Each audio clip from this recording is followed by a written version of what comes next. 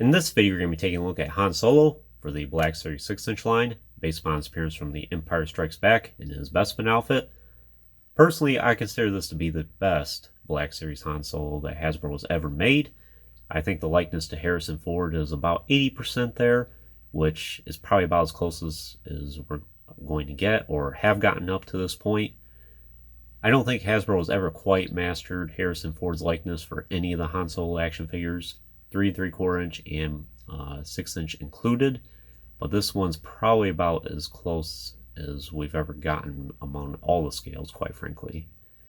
So I've had this action figure since 2020. I found them at my local grocery store, but quite frankly, who didn't? I think this was probably one of the biggest peg warmers from the Empire Strikes Back 40th anniversary wave. So what was that, about 4 years ago at this point? Yeah.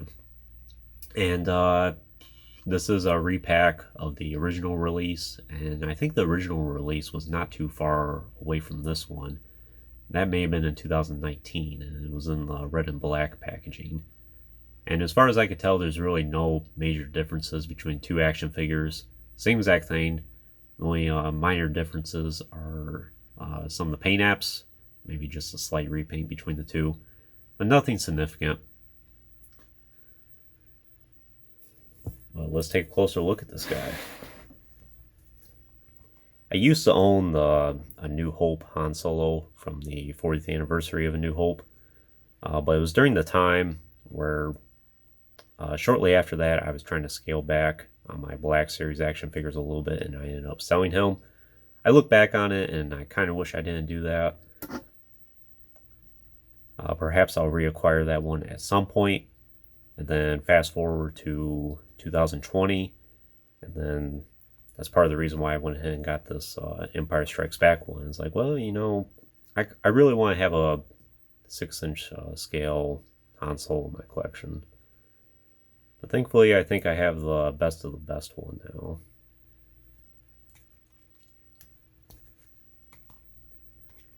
As I mentioned, I think that head sculpt is spot on. You can tell he has a very stern expression.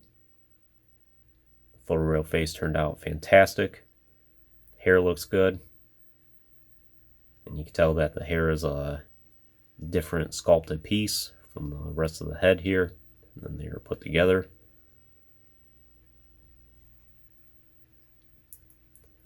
Yeah, I definitely think that likeness to Harrison Ford's pretty darn close.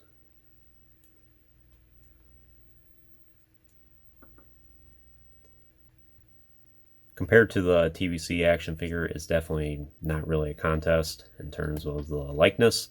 I think if Hasbro ever does revisit the Bespin Han again in TVC, I hope they do a scaled down version of this.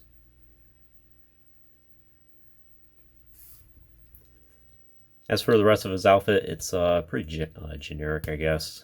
Of course, he has his jacket here, which looks navy blue, I think. Kind of a navy blue. Does have pockets on each side, 2 there and 2 here. The jacket is a different piece, and you can take the jacket off, but it's not really necessary because his arms are that color. And then of course you have his vest underneath, which is white or an off-white, and it looks pretty good.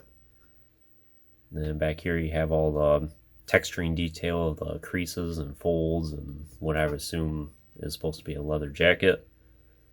You have this pattern back here for the stitching. Same with here. Very nice. And you have his belt here. Pretty standard. And it does have the holster where you can put his iconic blaster pistol.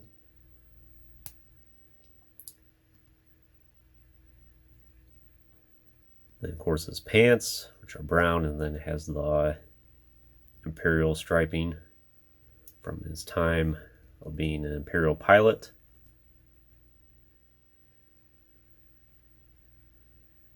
It does have the pins in the knees here, but it's not too bad.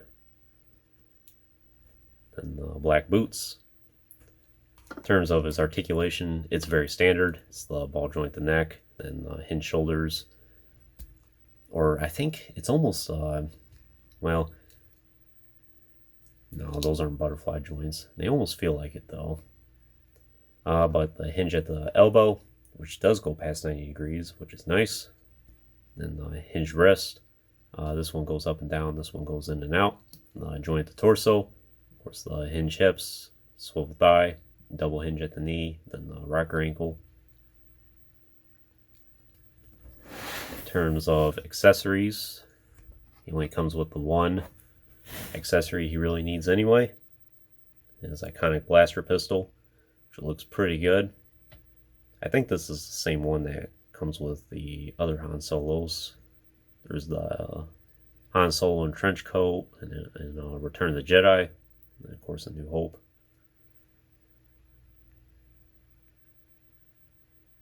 Looks pretty good. Nice detailing in the barrel there, and then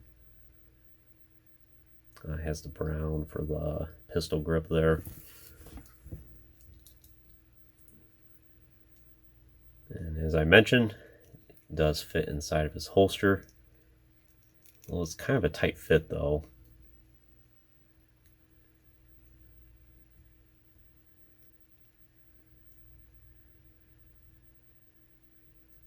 Yeah, it's a very tight fit. I don't think too many people are going to have a pistol inside of his holster anyway. And it's going to be kind of difficult to get that out. But whenever I have him on display, I always have him in his hand. And as you can see, you can fit his trigger finger around the guard there. And right on top of the trigger.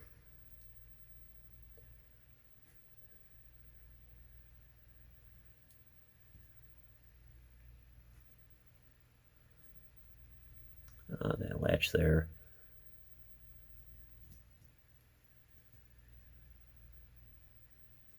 Kind of difficult to get that back into place.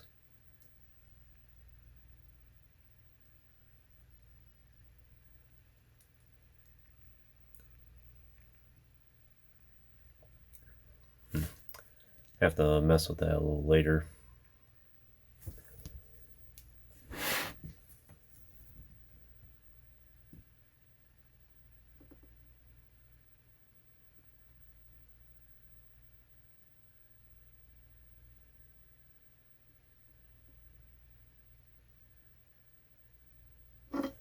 But I think that's pretty much all I can tell you about the Bespin outfit Han Solo here.